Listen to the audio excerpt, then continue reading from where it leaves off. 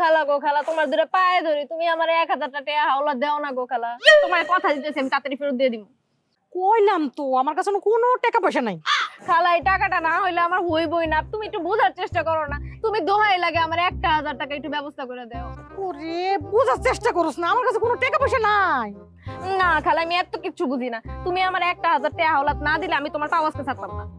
আচ্ছা ঠিক আছে, তুই দিতে পারি, তাড়াতাড়ি কিন্তু আমার টাকাটা ফেরত দিয়ে দিবি।